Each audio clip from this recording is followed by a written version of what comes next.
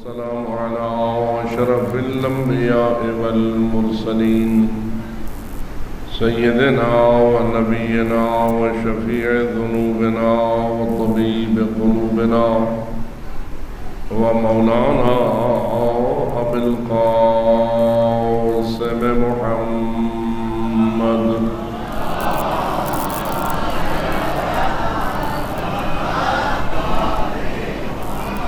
والصلاة والسلام على أهل بيته الطيبين الطاهرين المعصومين الغر الميامين المنتجبين المكرمين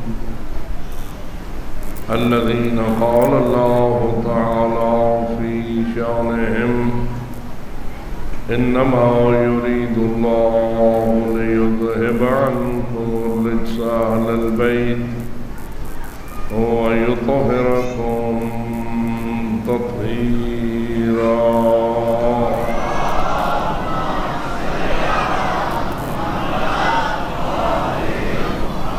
ورحمة الله على أحبابهم وأصحابهم وشيعتهم ومواليهم أجمعين ولعنة الله على أعدائهم وقاتليهم وظالميهم ملعونين من يوم ظلمهم إلى أبد الآبدين أما بعد فقال الله تبارك وتعالى في كتابه المبين وكتابه المتين بسم الله الرحمن الرحيم قد أفلح المؤمنون الذين هم في صلاتهم خاشعون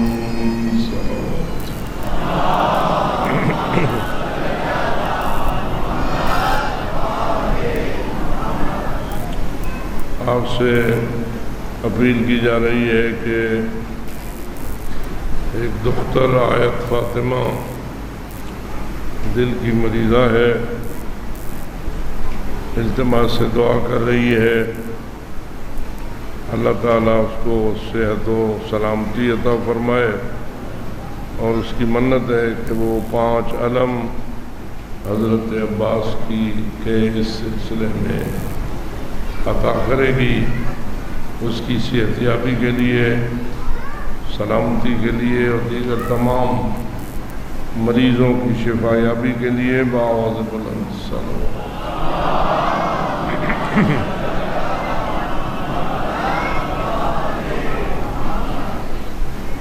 ارشاد رب العزت جو آپ کی خدمت میں تلاوت کرنے کا شرف حاصل ہوتا ہے، اس میں ارشاد فرماتا ہے کہ فلاح پانے والے، کامیاب ہونے والے کون کون ہیں؟ جبکہ ہر انسان یہ چاہتا ہے کہ مجھے کامیابی نصیب ہو اور میں ناکام ہونے والوں میں سے شمار نہ ہونے پاؤں، لیکن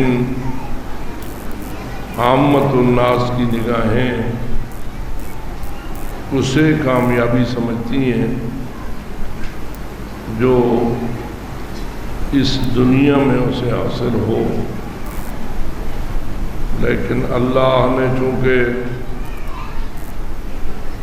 فقط یہ دنیا تو نہیں بنائی، اس نے تو دنیا کے ساتھ آخرت بھی بنائی ہے، اور دنیا و آخرت کو جب ملایا جائے تو اس کی مدت محدود نہیں رہتی، لامحدود ہو جاتی ہے۔ دنیا کی زندگی اور آخرت کی زندگی دونوں ہی ہیں ظاہر بین نگاہیں فقط دنیا کی زندگی کو دیکھتی ہیں، حقیقت بین نگاہیں دنیا کے ساتھ ساتھ آخرت کی زندگی کو بھی دیکھتی ہیں۔ اللہ نے درمیان میں موت رکھ دی ہے۔ کچھ لوگ موت تک دیکھتے ہیں، کچھ لوگ موت کے بعد بھی دیکھتے ہیں۔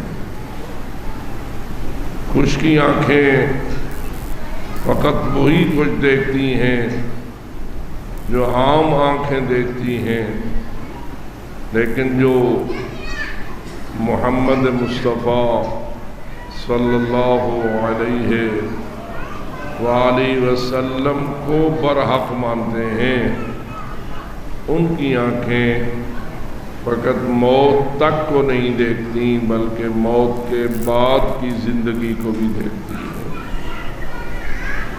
جتنے بھی اہل ایمان جمع ہو، جو موت کے بعد کی زندگی کو دیکھتا ہے وہ بآواز بلند صلوات۔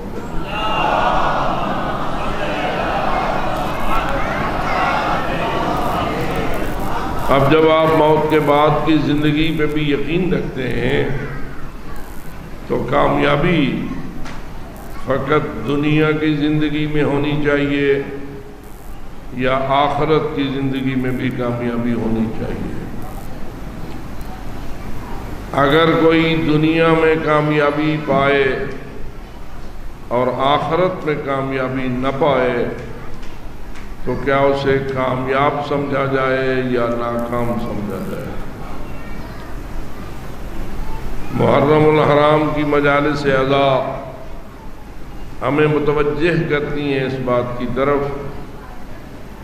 کہ فقط ان لوگوں جیسی سوچ اپنے اندر پیدا نہ کرو جو نہ لا الہ الا اللہ کو مانتے ہیں نہ محمد رسول اللہ کو مانتے ہیں،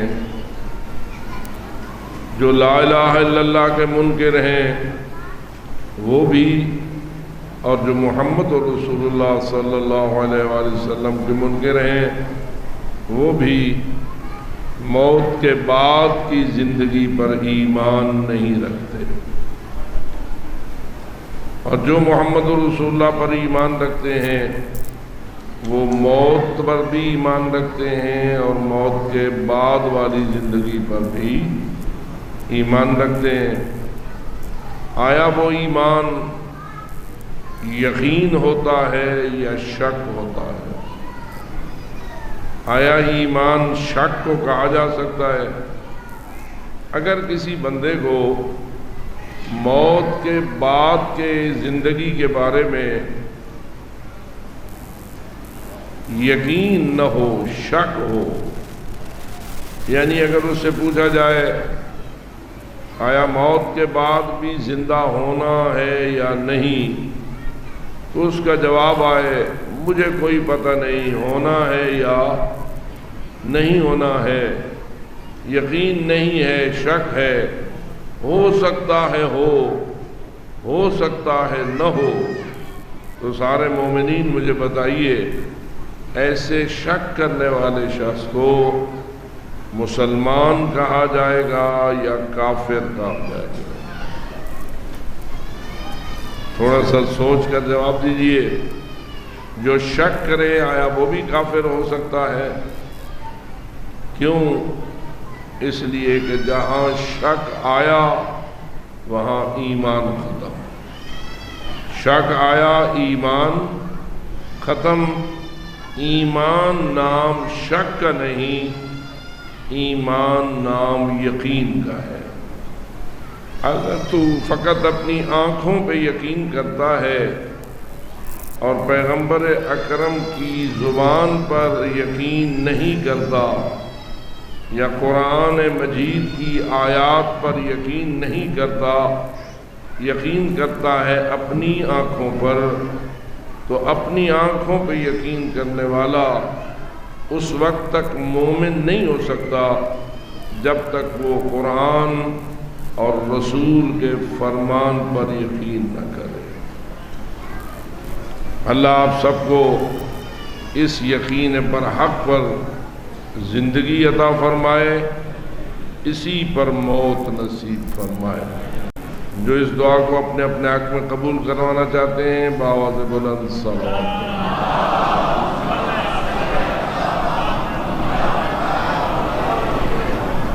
قرآن مجید نے اعلان کیا کامیابی فقط اور فقط مومنین کو نصیب ہوگی۔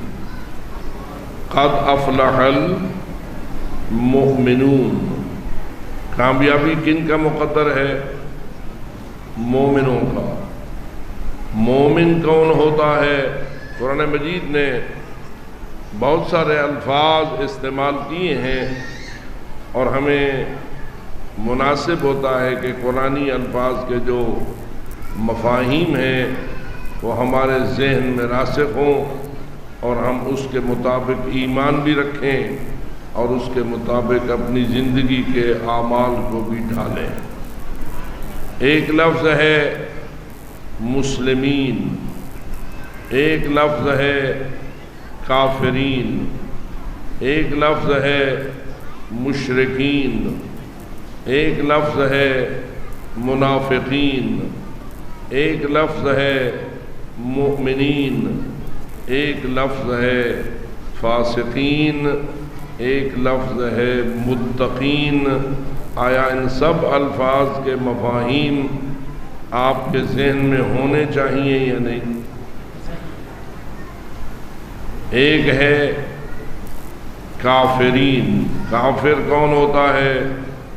جو اللہ اور اس کے رسول کو تسلیم نہ کرے، ان کے برحق ہونے میں شک رکھے، اور جو رسول اکرم کے برحق ہونے میں شک کرے گا وہ خود بخود قرآن میں بھی شک کرے گا، وہ روز آخرت میں بھی شک کرے گا، وہ قیامت میں بھی شک کرے گا، جو کچھ رسول اکرم نے فرمایا ہے اس میں بھی شک کرے گا، حتیٰ کہ وہ علی ولی کی ولایت میں بھی شک کرے گا، اس لیے کہ اس نے بنیاد کو تسلیم نہیں کیا، رسول اکرم کے فرمان کو تسلیم نہیں کیا، ان کی تعلیمات میں شک کیا ہے۔ اس لیے جو حضرت جناب محمد مصطفیٰ صلی اللہ علیہ وآلہ وسلم کی تعلیمات میں شک کرے اور ان کے ارشادات کو تسلیم نہ کرے، ہم اس کو مسلمان ماننے کے لیے تیار نہیں ہیں۔ اب سوال یہ پیدا ہوتا ہے، کئی بندے مسلمان تو ہوتے ہیں ماں باپ کی صدقے، لیکن شیطان ان کا پیچھا کرتا ہے، کوشش کرتا ہے کہ ان کو کافر بنائے، اس لیے کہ شیطان کا تو ٹھیکہ ہے نا کہ میں نے کسی شخص کو ہدایت پر نہیں رہنے دینا، اس نے تو اپنی پوری جتن کرنے، پوری کوشش کرنی ہے، اگرچہ کہ شیطان من الجنہ بھی ہوتے ہیں اور من الناس بھی ہوتے ہیں، لیکن بہرحال شیطانوں کی کوشش یہی ہوتی ہے کہ اس کے دل سے اسلام کو نکال لو اور اس کو کافر بنا دو۔ کافر بنانے کے لیے اسے کیا کرنا پڑے گا؟ اور کچھ نہ کرے، یہی کچھ کر لے کہ رسول اکرم صلی اللہ علیہ وآلہ وسلم کے کسی ایک فرمان میں بھی اگر وہ شک پیدا کر دے تو کیا خیال ہے اس نے، شیطان نے کامیابی حاصل کر لی یا نہیں؟ جی، رسول اکرم کے کتنے فرامین میں شک معاف ہے؟ توجہ ہو رہی ہے میری بات کی طرف؟ کچھ رعایتیں شیعتیں بھی تو ہوتی ہیں نا، کچھ بندے رعایتی پاس ہوتے ہیں، کچھ چشم پوشی ہوتی ہے، کچھ آنکھیں بند کر لی جاتی ہیں کسی کی غلطی سے، تو اس لیے میں آپ کو متوجہ کر رہا ہوں کہ رسول اکرم کے کتنے فرامین میں شک کو اللہ معاف کرے گا؟ جی بڑے ٹھڈے تھے بیٹھے ہو، بڑی رعایت پسند ہو، ہر جگہ رعایتی پاس کی تمنا رکھنے والوں، یاد رکھو اور بہت سارے غلطیوں میں رعایت دی جا سکتی ہے، لیکن پاک رسول میں شک کرنا اس کی کوئی رعایت نہیں ہے۔ اگر کسی ایک فرمائش رسول میں بھی واقعاً کسی کے دل میں شک آ گیا اور شیطان شک ڈالنے میں کامیاب ہو گیا تو پکا ماں باپ کا مسلمان بیٹا بھی شک کی وجہ سے کیا ہو جائے گا؟ بولو کیا ہو جائے گا؟ میرا خیال ہے آپ کافر کہنے سے گھبرا رہے ہیں، بابا سے بلند صلوات۔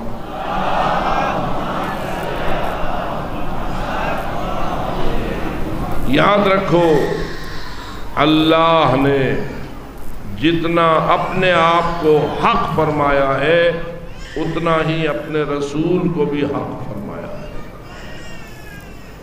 لہذا ہر مسلمان پر لازم ہے جتنا حق لا الہ الا اللہ کو مانے اتنا ہی حق محمد رسول اللہ صلی اللہ علیہ وآلہ وسلم کو مانے۔ جو پکا حق مانتا ہے وہ بآواز بلند صلوات پڑھے۔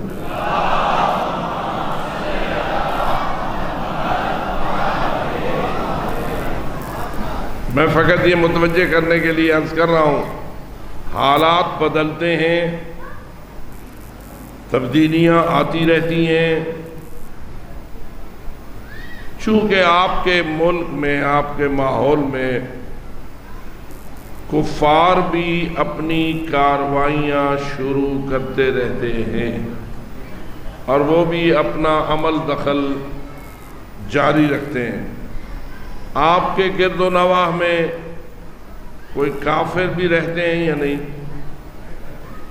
جی، آپ کے ماحول میں، آپ کے اس علاقے کے ماحول میں دائیں بائیں مشرق مغرب شمال جنوب کہیں کوئی کفار بھی رہتے ہیں یا نہیں؟ یعنی کیا ایسے کفار رہتے ہیں جو اللہ کو بھی نہیں مانتے؟ کیا ایسے کفار رہتے ہیں جو رسول اللہ کو بھی نہیں مانتے؟ کیا آپ کے ان سے تعلقات ہوتے ہیں یا نہیں؟ وہ آپ کے پاس آنا جانا، آپ کا ان کے ساتھ جانا، آپ کے ان سے تعلقات، معاہدے اور مختلف قسم کے سمجھوتے یہ ہوتے رہتے ہیں یا نہیں؟ اور عین ممکن ہے کہ کسی ملک کے ساتھ آپ کے زیادہ تعلقات ہونے لگیں اور وہاں کے باسی یہاں زیادہ آنے لگیں، یا آپ کے پاسی وہاں زیادہ جانے لگیں۔ وہ تو اللہ کو بھی نہیں مانتے، وہ تو رسول اللہ کو بھی نہیں مانتے۔ عین ممکن ہے کہ کبھی گفتگو میں اور آپ کے ساتھ معاملات کو کرنے میں اپنے نظریات کے ذریعہ آپ کے اندر آپ کے عقائد کو مشکوک بنانے کی کوشش کریں، تو کیا خیال ہے ہو سکتا ہے کہ آپ شک میں چلے جائیں؟ اللہ اکبر، یا رسول اللہ،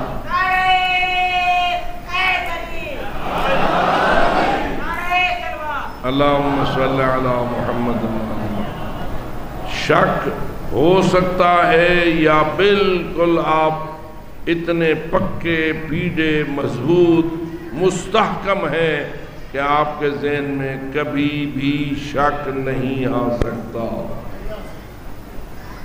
صدیقی صاحب تو کہتے ہیں نہیں آ سکتا۔ ہر کوئی اپنے بارے میں جائزہ لے، اپنے اپنے عقیدے کو پرکھے، اپنے اپنے ایمان کا جائزہ لے۔ کہیں ایسا نہ ہو کہ دنیا کی محبت تجھ سے ایمان لوٹ لے، اور اس امر کا سخت خطرہ ہوتا ہے، بالخصوص غیر تعلیم یافتہ کی نسبت تعلیم یافتہ میں زیادہ ہوتا ہے۔ یہ تعلیم یافتہ حضرات سے میں دستبستہ اپیل کروں گا، پڑھو پڑھو بے شک پڑھو، لیکن اپنے ایمان کا سودا نہ کرو۔ اتنا پختہ اپنا عقیدہ رکھو کہ پاک پیغمبر کے بارے میں کسی بھی پہلو سے آپ کے اندر شک داخل نہ ہو سکے، جبکہ شیطان کی کوشش ہے کہ شک کو داخل کرے۔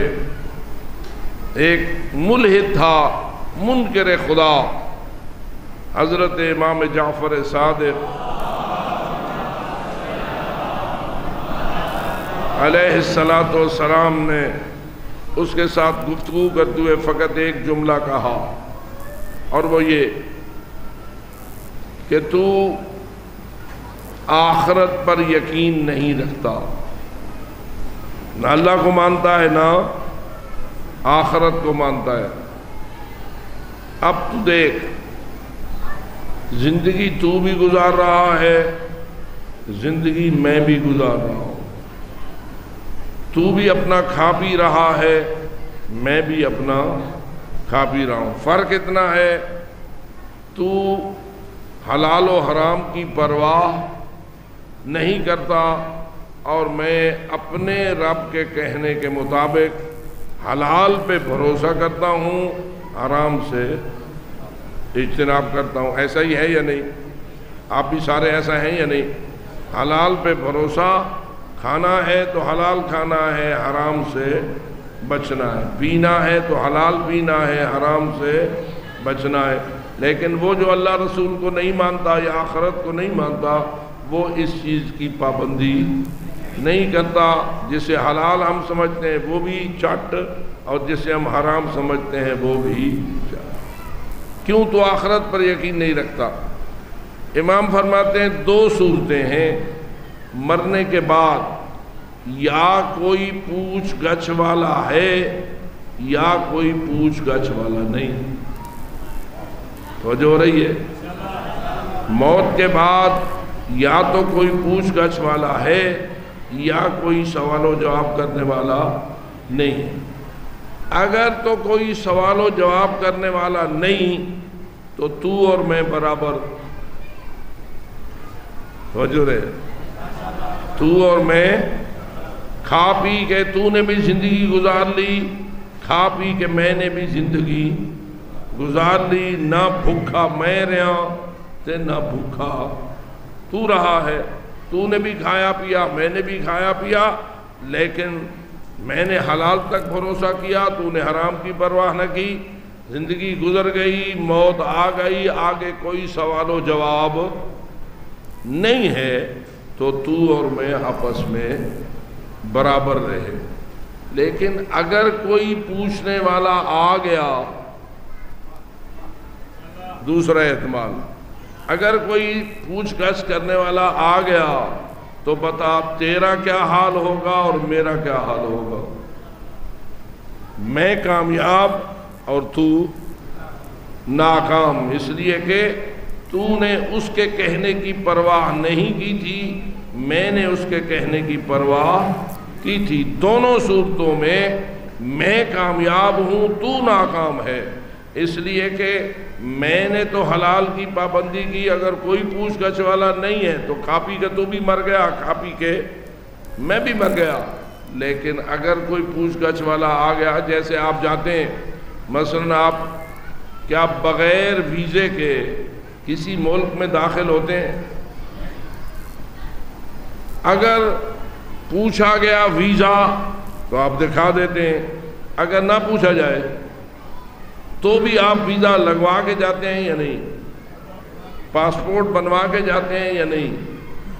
کیوں؟ ممکن ہے کوئی پوچھ لے۔ جب امکان ہو نا پوچھ گچھ کا، تو دانا وہ ہوتا ہے جو کہ پوچھ گچھ کی تیاری کر کے جاتا ہے، عقل مند وہ ہوتا ہے جو پوچھ گچھ کی تیاری کر کے جاتا ہے۔ پس اس لیے اے دنیا و آخرت کے درمیان گھرے ہوئے لوگوں، بہرحال حلال و حرام کی پابندی تیرے فائدے میں ہے، تیرے نقصان میں نہیں ہے، اس لیے حلال و حرام کی پابندی ہونی چاہیے۔ لیکن جو لا الہ الا اللہ کے بعد محمد رسول اللہ پر ایمان رکھتے ہیں، وہ فقط پوچھ گچھ کا امکان دیتے ہیں یا پوچھ گچھ پر یقین رکھتے ہیں؟ جی کوئی پوچھنے والا ہے یا نہیں؟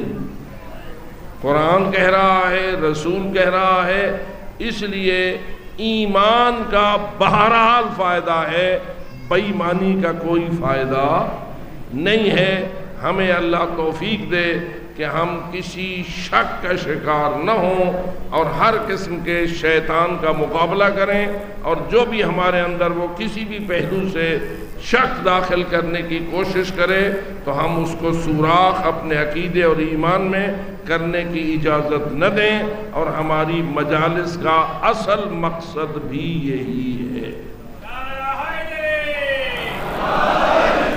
اس لیے مجالس اعضاء میں آپ لوگوں کا آنا اگر آپ کے ایمان کو مضبوط کرنے کا باعث ہے تو اس سے بہتر اور کوئی مجلس ہو نہیں سکتی، اور آپ کے ایمان کی مضبوطی ہی اصل ہمارا ہدف ہے۔ خداوند تعالی ہم سب کو مومن ہونے کی اور مومن رہنے کی اور مومن مرنے کی توفیق عطا فرمائے۔ بآواز بلند صلوات۔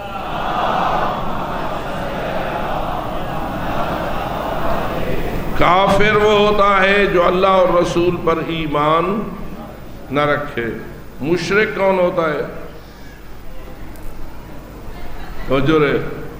مشرک وہ ہوتا ہے جو اللہ کو وحدہ نہ مانے، کسی بھی حوالے سے اللہ کا کوئی شریک مانے، اس کی ذات میں شریک مانے، اس کے صفات میں شریک مانے، اس کے اختیارات میں شریک مانے، اور نتیجتاً اس کی عبادت میں شریک مانے، تو ایسا شخص جو کچھ بھی مانے وہ مشرک ہوگا۔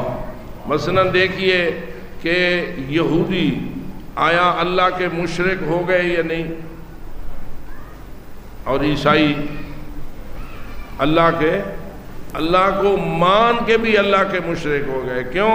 کہ انہوں نے حضرت عزیر کو اللہ کا بیٹا مان لیا اور حضرت عیسیٰ کو بھی اللہ کا بیٹا مان لیا، جبکہ اللہ لم یلد ولم یولد ہے، نہ اس کی کوئی ماں ہے، نہ اس کا کوئی باپ ہے، نہ اس کی کوئی فیملی ہے، نہ اس کی کوئی اولاد ہے، نہ اس کا کوئی بیٹا ہے، نہ اس کی کوئی بیٹی ہے، اور نہ ہو سکتی ہے، ہو سکنا ہی ممکن نہیں ہے۔ اس لیے اس عقیدے پر پختہ رہو۔ اگر کسی یہودی نے آپ پر حملہ کیا، ہو سکتا ہے کہ ہم آپ کے اندر شرک پیدا کر لے۔ اگر کسی عیسائی نے آپ پہ حملہ کیا، ہو سکتا ہے کہ آپ کے اندر شرک پیدا کر لے، اور شرک نجاست ہے، شرک کی کوئی گنجائش نہیں ہے۔ اللہ فرماتا ہے ان اللہ لا یغفر ان یشرک بہ ویغفر ما دون ذلک من یشاء۔ شرک کو کبھی اللہ بخشنے کے لیے تیار نہیں ہے، یعنی شرک والے گناہ میں کوئی رعایت نہیں ہے۔ خداوند تعالی ہمیں ان مجالس کے صدقے شرک سے بھی محفوظ رکھے جو ان دعاؤں میں شامل ہے۔ بآواز بلند صلوات۔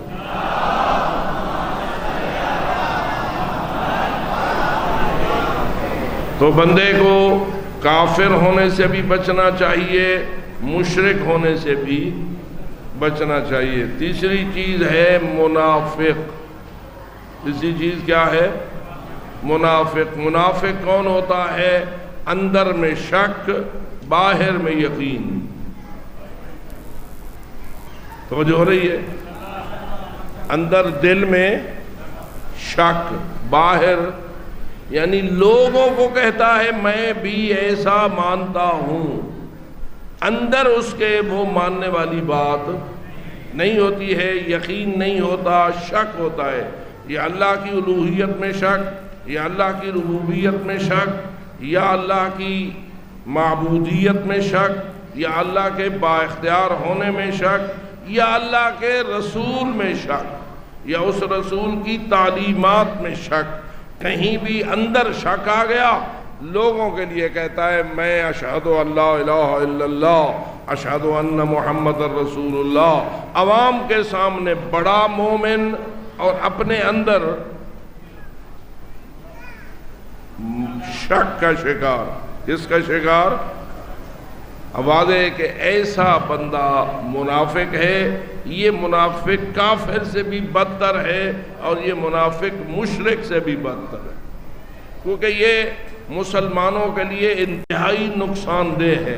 مسلمان معاشرے میں رہ کر اندر دیمک کی طرح چاٹتا ہے، باہر میں بڑا مومن بنا پھرتا ہے اور بڑا مسلمان بنا پھرتا ہے. کیا خیال ہے ایسے بندے بھی مسلم معاشرے کے اندر پیدا ہو سکتے ہیں یا نہیں؟ اور ان پر بھی کوئی اثر دشمن ڈال سکتے ہیں یا نہیں؟ میرے خیال میں اسلامی معاشرے کے اندر بالکل ننگا کافر ہونا بڑا مشرک ہے، بڑا مشکل ہے. ننگا مشرک بننا یہ بھی بڑا مشکل ہے. عام طور پر ایسا ہو سکتا ہے کہ بندہ اندر سے کچا ہو، باہر میں پکا ہو، اندر میں شک رکھتا ہو، باہر میں اپنا اظہار یقین کا کرتا ہو. بڑی آذانیں، بڑی اقامتیں، بڑی نمازیں، بڑی مجلسیں، بڑا ماتم، ناراض نہ ہونا، مجھے اس سے باس نہیں ہے. کوئی بھی ہو، جب دل میں شک آ گیا توحید کے بارے میں، دل میں شک آ گیا رسول کی رسالت کے بارے میں، دل میں شک آ گیا قیامت اور آخرت کے بارے میں، تو شک ایک ایسی بری بلا ہے کہ جو انسان سے ایمان کو چھین لیتی ہے. اللہ کے نزدیک اندر کی قیمت ہے، باہر کی نہیں. مثلا میں آپ سے پوچھتا ہوں، جب ملک الموت آئے گا اندر کو دیکھے گا یا باہر کو دیکھے گا؟ تھوڑا سا مرنا تو ہر ایک نے ہے نا. روح کس نے قبض کرنا ہے؟ کس نے؟ ملک الموت نے. حضرت ابراہیم خلیل اللہ نے ملک الموت سے پوچھا تھا، اے ملک الموت مجھے وہ چہرہ دکھا جس کے ساتھ تو جہنمی کی روح قبض کرتا ہے. ملک الموت نے پہلے تھوڑی سی جزبز کی کہ اللہ کے خلیل کو کیسے میں وہ چہرہ دکھاؤں جو جہنمی کے لیے ہے، لیکن حضرت ابراہیم خلیل اللہ نے زیادہ اصرار کیا.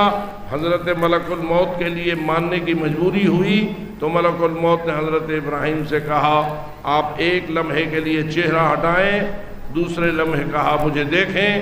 جو ہی دیکھا تو ایک ایسا ہیبت ناک چہرہ سامنے آیا کہ جس پہ حضرت ابراہیم کی چیخ نکلی اور بے ہوش ہو گئے. اس سے ثابت ہوا کہ ملک الموت جنتی کے سامنے اور چہرے سے آتا ہے اور جہنمی کے سامنے اور چہرے سے آتا ہے. ظاہر میں بندہ جنتی ہوتا ہے یا باطن میں جنتی ہوتا ہے؟ ظاہر میں جہنمی ہوتا ہے یا باطن میں جہنمی ہوتا ہے؟ ملک الموت ایسا نہیں ہے کہ اسے ظاہر کا پتہ چلے اور اندر کا پتہ نہ چلے. پہلے وہ اندر دیکھتا ہے، اگر اندر ہے جہنمی والی صورت تو جہنمی چہرے کے ساتھ آ جاتا ہے، اور اگر اندر جنتی صورت ہے تو جنت والے چہرے کے ساتھ آ جاتا ہے. لیکن ادھر رسول اکرم نے عجیب فرمایا، اور ان دونوں حدیثوں کو آپس میں ملا کے پڑھو تو نتیجہ سامنے آتا ہے. رسول اکرم فرماتے ہیں الا ومن مات علی حب آل محمد بشرہ ملک الموت بالجنہ ثم منکر و نکیر. جو محبت آل محمد پہ مرتا ہے ملک الموت اسے جنت کی بشارت دیتا ہے.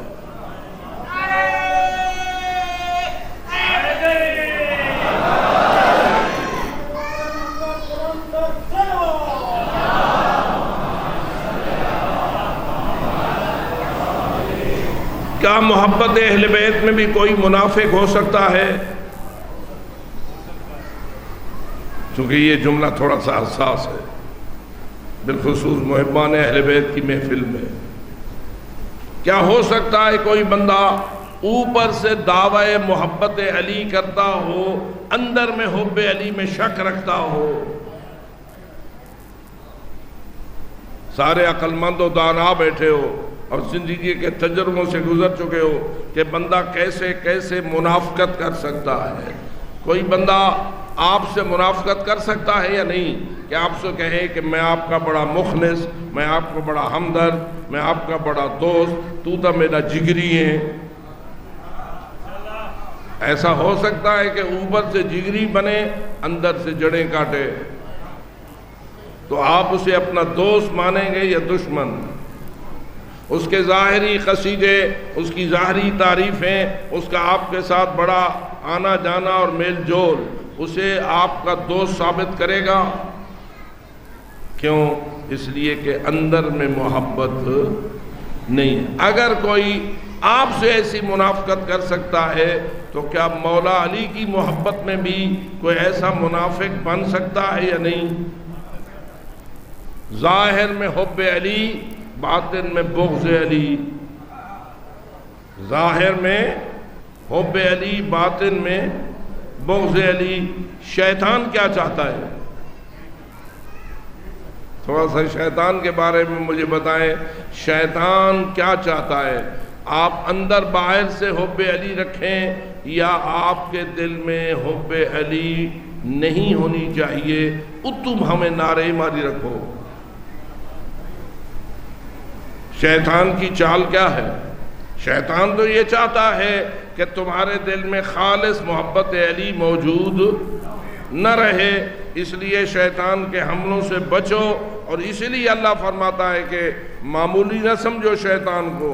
قل اعوذ برب الناس ملک الناس الہ الناس من شر الوسواس الخناس الذی یوسوس فی صدور الناس من الجنۃ والناس، یعنی اس قسم کے وسوسے ڈال کر تیرے دل میں ایمان کو مشکوک کرنے والی طاقت وہ وسواس خناس ہے، جس سے تجھے بچا سکتا ہے تو تیرا رب بچا سکتا ہے۔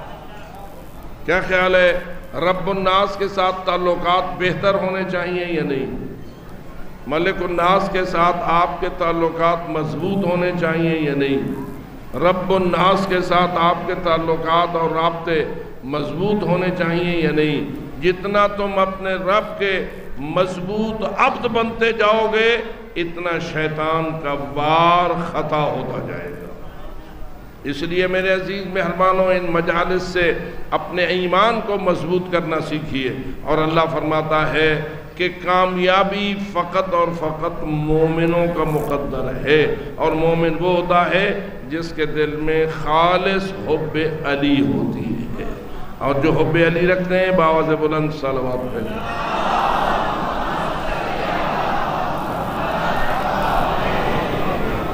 لیکن اللہ اگلی شرط بیان کرتا ہے، فرماتا ہے یوں نہ سمجھیے کہ نماز سے نفرت کر کے تم محب علی بن جاؤ گے۔ پتہ نہیں بات میں پہنچا تو رہا ہوں، کوشش کر رہا ہوں۔ کیا خیال ہے؟ فقط علی سے محبت ہونی چاہیے یا اللہ کی نماز سے بھی محبت ہونی چاہیے؟ اگر کوئی علی علی کرے لیکن نماز اس کے دل میں جگہ نہ بنا سکے اور نماز کے بارے میں وہ نفرت کا شکار ہو، اگر پڑھے بھی صحیح تو لوگوں کو دکھانے کے لیے پڑھے، جب کبھی خلوت کا موقع آئے تو نماز کی اسے کوئی پرواہ نہ ہو، دل میں اس کے نماز سے اکتاہٹ ہو، دل میں اس کی نماز سے نفرت ہو۔ جو نماز سے نفرت کرے کیا وہ علی کا محب ہو سکتا ہے؟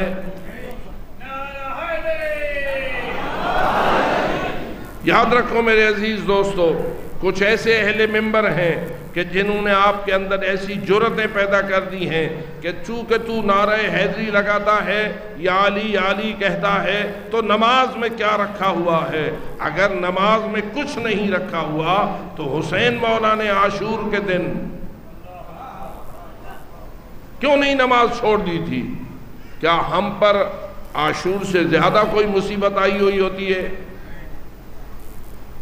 کبھی بھی آپ بتائیں زندگی میں جتنے بھی مشکلات کا شکار ہو یا جتنی بھی آپ کو مصروفیات لاحق ہوں، کیا ایسا کوئی دن آیا ہے جس دن آپ پر عاشور سے بڑی مشکل آئے یا عاشور سے زیادہ مصروفیت آئے؟ اور جب ایسا نہیں تو پھر بتا، نماز سے اگر تو اکتا جاتا ہے اور بہانے ڈھونڈتا ہے نماز چھوڑنے کے، تو پھر مجھے نہیں یہ جرأت نہ کر اور یہ نہ کہے کہ میں علی کا محب ہوں، اس لیے کہ جتنا تیرے دل میں حب علی بڑھتی چلی جائے گی اس کی نشانی یہ ہے اتنی ہی تیرے دل میں نماز کی محبت بڑھتی چلی جائے گی۔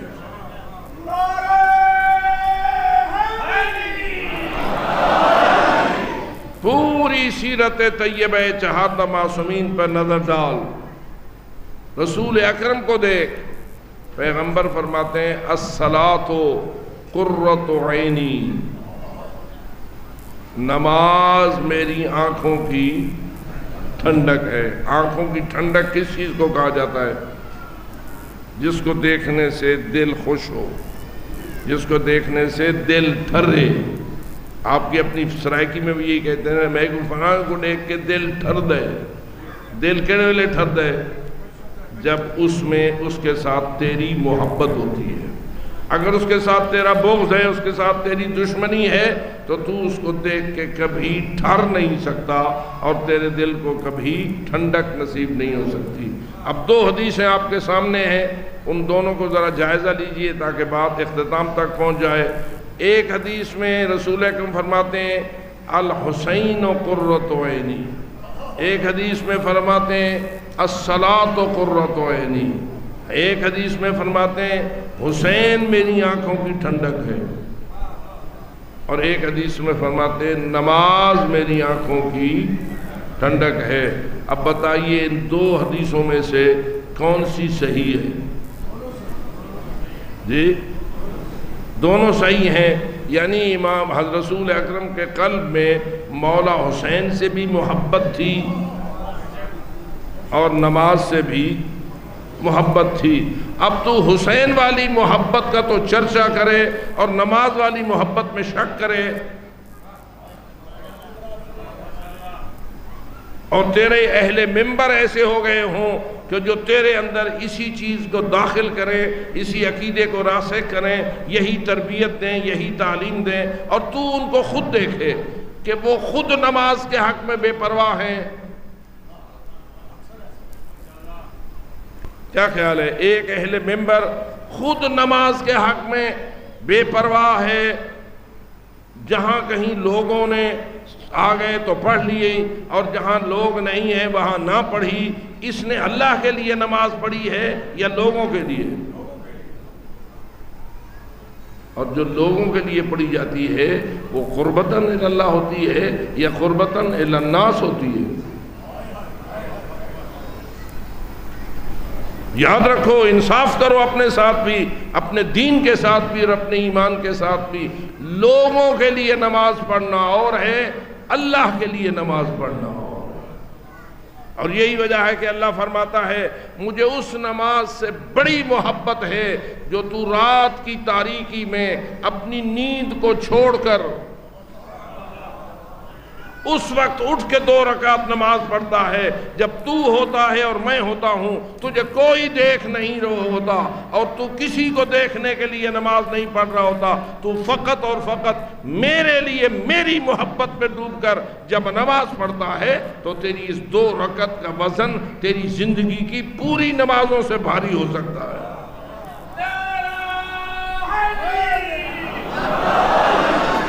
رات کی خلوتوں میں، اندھیروں میں اٹھ کے نماز 2 رکعت پڑھنا اللہ کو بہت زیادہ محبوب ہے، بہت زیادہ محبوب ہے۔ کیوں؟ کہ اس میں خلوص ہوتا ہے، اس میں ریاکاری نہیں ہوتی ہے۔ تو کیا خیال ہے، ریاکاری والی نماز عبادت ہے؟ 2-4 بندے کہہ رہے ہیں، باقی میرے خیال ہے عبادت مانتے۔ ریاکاری والی نماز عبادت ہے؟ نہیں۔ جو نہیں کہتا ہے صلوات پڑھے۔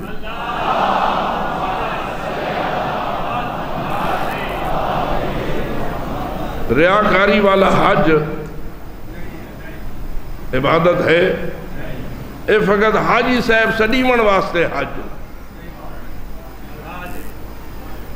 ناراض تو نہیں تھے. اتنی بڑی زحمت، اتنی بڑی محنت، اتنا بڑا خرچہ، لاکھوں کا خرچہ اور محنت، بدن کی تکلیف دونوں جمع ہوتے ہیں تو حج ہوتا ہے نا. لیکن یہ حج اگر ہو لوگوں کے لیے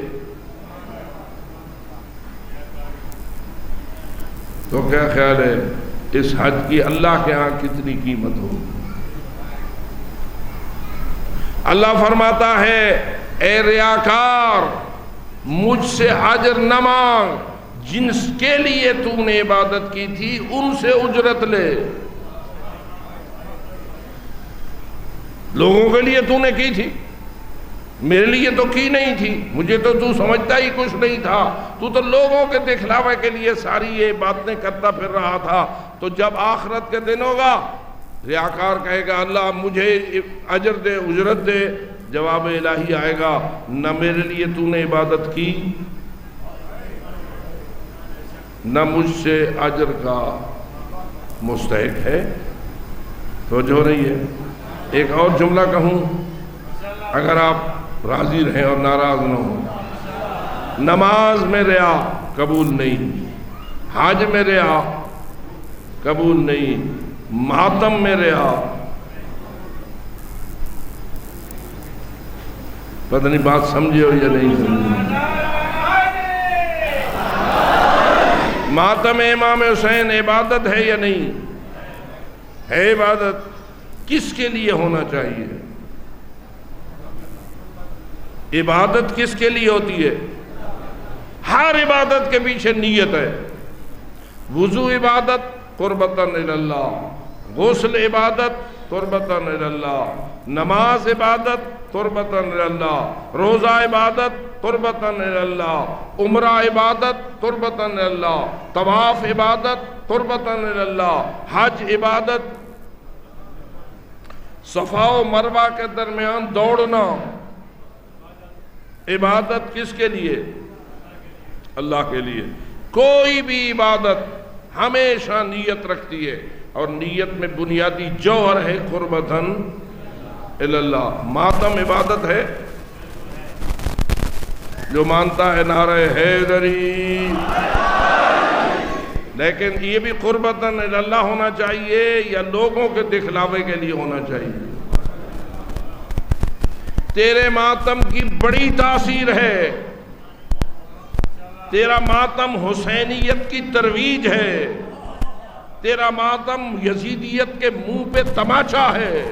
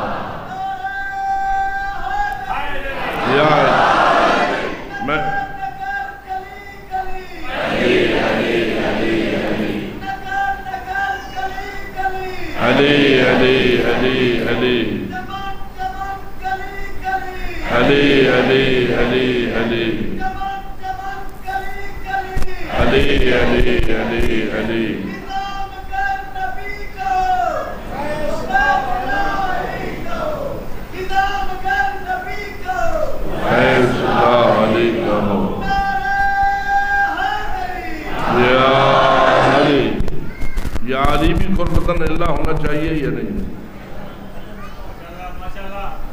ہر عبادت میرے عزیز کلیہ ہے، قاعدہ ہے. عبادت کس کی؟ اللہ کے علاوہ کسی اور کی عبادت ہے؟ کیا رسول پاک کی عبادت ہے؟ کیا ائمہ خدا کی عبادت ہے؟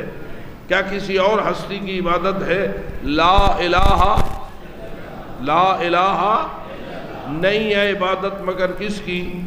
اللہ کی عبادت ہمیشہ اللہ کے لیے، بس اللہ کو سامنے رکھ، نماز پڑھ اللہ کے لیے، روزہ رکھ اللہ کے لیے، طواف کر اللہ کے لیے، حج کر اللہ کے لیے، اس پہاڑی سے اس پہاڑی کی طرف دوڑ کے جا اللہ کے لیے، اس سے ادھر واپس آ اللہ کے لیے، جانور پہ قربانی ہے، حج کی چھری رکھ تو کیا کہے بسم اللہ و باللہ ہے، کس کے لیے؟ اللہ کے لیے۔ تو میرے عزیز مہربان، ہر عبادت اللہ کے لیے، تو ماتم بھی اللہ کے لیے، مجلس بھی، رونا بھی، نعرے بھی، ہر عبادت اللہ کے لیے ہے۔ اللہ کرے کہ شیطان ہمارے اندر ان عبادات میں للہیت کو چھیننے میں کامیاب نہ ہو جائے، اس لیے کہ لوگوں کو دکھلاوا کرنا یہ شیطان کی چال ہے۔ اس کی کوشش ہے کہ ایک عبادت گزار کی نیت میں گڑبڑ ڈالے، اس کے ارادے میں گڑبڑ ڈالے اور اس کو اللہ کے لیے مختص کرنے کی بجائے غیر اللہ کی طرف موڑ دے۔ اور سب سے اچھا اور پکا مومن وہ ہے جو شیطان کی چال میں نہ آئے اور کہے اعوذ باللہ من الشیطان الرجیم، میں اس مردود سے اللہ کی پناہ چاہتا ہوں۔ اور جتنا تو اللہ کے حوالے اپنی عبادات کو کرتا جائے گا اتنا ہی شیطان شکست کھاتا جائے گا، اتنا ہی شیطان تجھ سے دور ہوتا جائے گا۔ اور شیطان تو بڑا خبیث ہے، جس کو کمزور پاتا ہے مرتے وقت بھی اس پہ حملہ کرتا ہے، مرتے وقت بھی اس پہ حملہ کرتا ہے۔ پیاس لگ رہی ہوتی ہے، جس کی روح قریب خروج ہوتی ہے اور روح قبض ہو رہی ہوتی ہے، تو وہ کہتے ہیں کہ اس کو سخت پیاس لگتی ہے۔ علماء فرماتے ہیں، بلکہ حدیث کا مضمون ہے، جس کا وقت آخر ہو اس کے منہ میں پانی ڈالو، اس کو کیا کرو تاکہ اسے پیاس محسوس نہ ہو، کیونکہ جب پیاس محسوس ہوگی تو اس کو شیطان آ کے حملہ کرے گا اور کہے گا میری عبادت کر، پانی دیتا ہوں۔ اس لیے کہ اس کو تو نظر آئے گا نا، ہمیں تو نظر نہیں آئے گا، ہم جو اس کے وارث بیٹھے ہیں ہمیں تو شیطان نظر نہیں آئے گا، لیکن اس کو تو شیطان دکھائی دے گا، وہ اس کے سامنے آ جائے گا اور سامنے آئے گا بندہ پیاسا ہے اور اسے کہتا ہے تو مجھے معبود مان، میں تجھے پانی دیتا ہوں۔ اب جو کچا ہے وہ کہتا ہے کہ ٹھیک ہے پانی دے، میں تیری عبادت مانتا ہوں، پانی بھی نہیں دے گا، دین بھی ختم ہو گیا، ایمان بھی ختم ہو گیا۔ اسی لیے اللہ نے ماہ رمضان میں روزے رکھے کہ اللہ کے لیے پیاس سیکھ، اللہ کے لیے سیکھ کہ کیسے پیاس برداشت کروں اللہ کے لیے۔ کیا خیال ہے روزہ اللہ کے لیے ہے یا نہیں؟ اس کا مطلب یہ ہے بھوک برداشت کرنا کس کے لیے؟ اللہ کے لیے۔ پیاس برداشت کرنا کس کے لیے؟ اللہ کے لیے۔ ایسی بہت ساری اور تکالیف برداشت کرنا کس کے لیے؟ اللہ کے لیے۔ جب تو اللہ کے لیے اپنے آپ کو خاص اور مختص کرتا چلا جائے گا، اللہ کی تائید و نصرت بھی تجھے شامل حال ہوتی چلی جائے گی۔ اگر تو اپنے سینے پہ زور سے ہاتھ مارے گا اللہ کے لیے تو اللہ تیرے سینے کو مضبوط کرے گا اپنے ایمان کے لیے۔ اور یہی وجہ ہے میرے عزیز دوست، کائنات میں وہ بزرگان کہ جو ہمارے لیے آئین حیات بنے اور جو ہمارے لیے نمونہ عمل بنے، انہوں نے ہر حال میں اللہ کو نہ چھوڑا۔ فقط اتنی سی بات کر کے آپ کی زحمت کو رفع کروں، حضرت مسلم بن عقیل سخت زخمی ہیں، اتنے زخمی ہیں کہ آپ کے لگ بھی کٹ چکے ہیں، ظالموں نے باندھ لیا ہے، تلوار چھین لی ہے، زخموں سے چور ہے، گورنر ہاؤس کی دیوار کے قریب بیٹھے ہیں اور حضرت کو پیاس کی شدت لاحق ہوئی ہے، تو حضرت نے کہا کوئی ہے مجھے پانی پلائے، لیکن ایک سنگ دل کہتا ہے تو اسی طرح جہنم کا پانی پیے گا، تجھے پانی کا قطرہ نہیں دیا جائے گا۔ یعنی ایسے ایسے خبیث، ایسے ایسے بغضی بھی موجود تھے اس زمانے میں۔ کوفہ عجیب و غریب لوگوں کا مرکز بنا ہوا تھا۔ انہوں نے پانی مانگا، دینے کی بجائے اس قسم کے جملے استعمال کیے گئے۔ حضرت مسلم نے کہا تو کتنا شقی القلب ہے، تو کتنا سنگ دل ہے۔ لیکن روایت کہتی ہے ایک اور کوئی رحم دل بیٹھا ہوا تھا، اس نے اپنے نوکر کو کہا، وہ پانی لے کے آ گیا حضرت مسلم بن عقیل کے سامنے، اس نے پیالہ پانی کا بھر کے پیش کیا، لیکن منظر کیا بنا؟ پانی کا پیالہ حضرت مسلم نے اپنے لبوں کے قریب کیا، لب تو زخمی تھے، لب تو تلوار سے کٹ چکے تھے اور خون بہہ رہا تھا۔ جوں ہی لب کے قریب گیا پیالہ تو پیالے میں خون گر گیا اور پانی خون آلود ہو گیا۔ اب آپ سے پوچھتا ہوں، پیاسا پانی پیے یا نہ پیے؟ تو جو رہے امتحان ہے یا نہیں؟ پانی ہو گیا ہے خون آلود۔ حضرت مسلم کی پیاس ہے بڑی سخت، پانی خون آلود ہو گیا ہے۔ میں آپ سے پوچھتا ہوں، پیے یا نہ پیے؟ اگر تو سچا مومن ہے تو پانی نہ پیے، اور اگر کمزور ہے تو پانی پی لے۔ حضرت مسلم نے پیالہ واپس دے دیا، یہ کہہ کے کہ میں اس پانی کو پینے کے لیے تیار نہیں ہوں۔ وہ مومن گیا، اس نے اس پیالے کو دوبارہ پاک کیا، پھر اس میں پانی ڈالا، دوبارہ پیالہ لے کے آیا، حضرت مسلم کے سامنے رکھا۔ اب جو حضرت مسلم نے قریب کیا، بجائے اس کے کہ خون فقط ملے، حضرت مسلم کے دانت جو لڑکھڑا رہے تھے ان سے پیالہ ٹکرایا، دونوں دانت ٹوٹے، ٹوٹ کے اس خون پیالے میں گر گئے۔ اب تو خون کے فوارے مزید چلنے لگے، حضرت مسلم کا پانی پھر خون آلود ہو گیا۔ مسلم نے وہ پیالہ واپس دیا اور فرمایا، اگر میرے مقدر میں ہوتا، اگر پانی میرے مقدر میں ہوتا تو میں پی لیتا، لیکن میں اتنا کہہ کے مجلس کو ختم کروں گا۔ اے کربلا کے پہلے شہید، اے سلسلہ کربلا کے اولین شہید، جو کربلا میں شہید تو نہیں ہوا لیکن کربلا کے واقعے کا پہلا شہید ضرور ہے، کہ جو اس گورنر ہاؤس کے باہر ہے، پانی نہیں پی سکتا، پیاسا ہے، لیکن میں کہوں گا آپ نے پانی مانگا، آپ نے پانی مانگا، آپ کو پانی مل تو گیا۔ آج ذرا کربلا کو دیکھ کیسے کھڑا ہے مولا حسین، کس طرح ہاتھ پہ ہے علی اصغر، کس طرح تڑپ رہا ہے علی اصغر پانی کی پیاس سے، اور مولا ان کمینوں سے ایک گھونٹ پانی کا مانگ رہے ہیں، اس کو شربۃ من الماء، لیکن پانی کا گھونٹ علی اصغر کو ملا یا اس کی جگہ تیر آیا؟ عزادارو، جس ظالم نے تیر مارا تھا اس نے کمان سے تیر چھوڑتے ہوئے یہ جملہ کہا تھا، لے پانی پلاؤ علی اصغر کو، لے پانی پلاؤ علی اصغر کو۔ یعنی اس خبیث نے اور اس ظالم نے اپنے تیر کو پانی کہا تھا۔ اب بتا، پیا علی اصغر نے وہ پانی جو دشمن نے اسے دیا تھا، لیکن اس پانی کی تاثیر کیا ہوئی؟ یتململ علی صدر ابی کالطیر المذبوح، علی اصغر اپنے باپ کے سینے پر ایسے تڑپے جیسے وہ پرندہ تڑپتا ہے کہ جو ذبح کر دیا گیا ہو۔ عزادارو، یہ ہے کربلا اور یہ ہے شہدائے کربلا، جس مرحلے پہ بھی ان کو آزمایا گیا ہے۔ ایمان میں اتنے مضبوط تھے، ایمان میں اتنے طاقتور تھے کہ کسی مقام پر کوئی کمزوری ظاہر نہ ہوئی۔ میں کہتا ہوں علی اصغر نے بھی کمزوری ظاہر نہ کی، علی اصغر کے بابا نے بھی کمزوری ظاہر نہ کی۔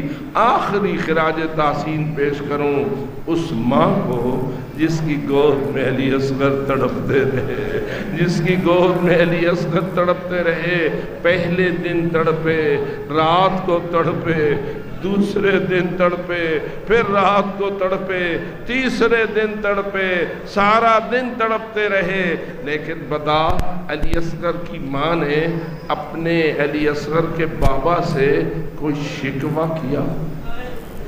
ہمارے ہاں خواتین کیا کرتی ہیں؟ بہت مشکل سے اپنے شوہروں کی اطاعت کرتی ہیں، ایسی اگر کوئی مشکل آ جائے تو اپنی شوہروں کو تنگ کرنا شروع کر دیتی ہے۔ میری لاکھوں جانیں قربان، اے ام رباب تیرے اوپر، تو آل محمد کے خانوادے کی خاتون نہیں ہے، تو باہر سے آ کے شادی ہوئی ہے تیری، اور چند سال ہوئے تو اس امام حسین کے گھر کی فرد بنی ہے، لیکن تیری عظمت کو سلام، تیرے صبر کو سلام، تیرے اخلاق کو سلام، تیری اطاعت حسین کو سلام۔ بلکہ فقط بات یہاں ختم نہیں ہوتی، اللہ جانے اس وقت حضرت رباب کا کیا حال ہوگا جب ان کے ہاتھوں میں رسیاں ڈال دی گئی اور ان کو قیدی بنا کر لے جایا گیا۔ اللہ جانے یہ بی بی کیسے آئی ہے مولا حسین کی لاش پر، اور اس نے مولا حسین کی لاش کا کیا منظر دیکھا، بس اتنا ہی کافی ہے۔ دھوپ پہ پڑا ہے لاشا مظلوم کا، اور پیاسا شہید ہو گیا ہے مولا، اور حضرت ام رباب کہتی ہے اے میرے سردار، میں تجھے دھوپ پہ پڑا دیکھ رہی ہوں، میں سائے میں نہ بیٹھوں گی، میں پیاسا تجھے شہید دیکھ کے جا رہی ہوں، میں ٹھنڈا پانی نہ پیوں گی۔ عزادارو، یہ وفاداریاں ہیں اور یہ وفا شعاریاں ہیں، اور یہ اسی میں پیدا ہو سکتی ہیں جس کا ایمان مضبوط ہو، اور اللہ نے کربلا میں ہمیں ایسے ایسے مضبوط نمونے ایمان کے عطا فرمائے ہیں کہ کائنات میں جن کی کوئی مثال نہیں ہے۔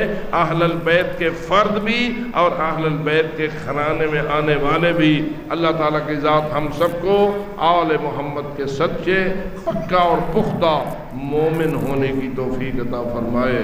الا لعنت اللہ علی القوم الظالمین وسیعلم الذین ظلموا